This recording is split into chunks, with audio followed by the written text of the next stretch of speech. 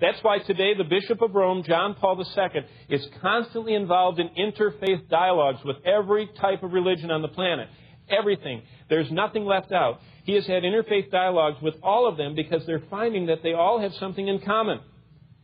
And that is that they all believe that there's something we can all do to get to heaven or wherever they're thinking they're going. And so that's the idea the Pope is working together with them. But before I actually get into these problems with the Mass, I want to assure you that I know and love some dear born-again Roman Catholics. Now, some of you might be shocked by that.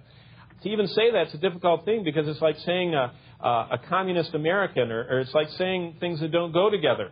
But I'll explain to you who my friends are. I do know and count among my good friends born-again Roman Catholics.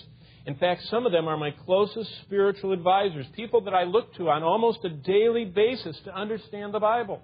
But let me underline one word. They were Roman Catholics. And you'll understand what I mean in a moment.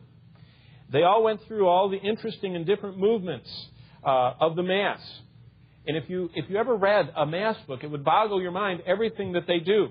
How they have to turn here, turn there, do this, do that, cross themselves 5 times, 4 times this way, 7 times back, lift the host, do this and that.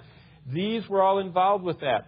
These former Roman Catholic priests were at one time ordained, Mass offering, host elevating, Pope following Roman Catholic priests.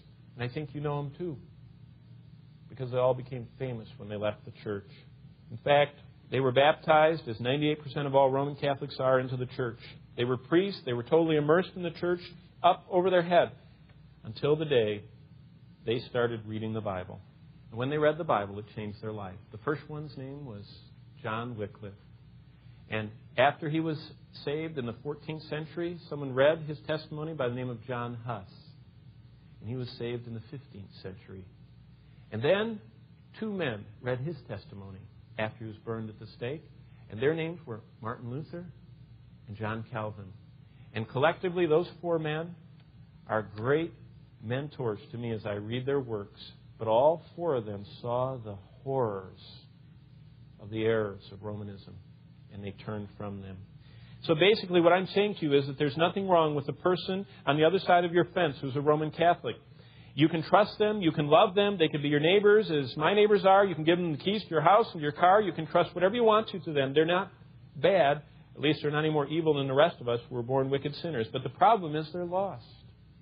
And what's even worse than that is they probably don't even know it, because they have been inoculated by something that's got a package that resembles the Word of God around it.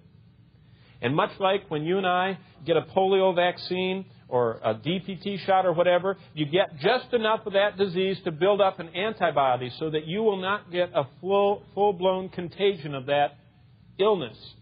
So many Roman Catholics have gotten just close enough to the Word of God, just close enough to the power of God, just close enough to the God of the Scriptures that they are almost inoculated to the truth. And that's the horror.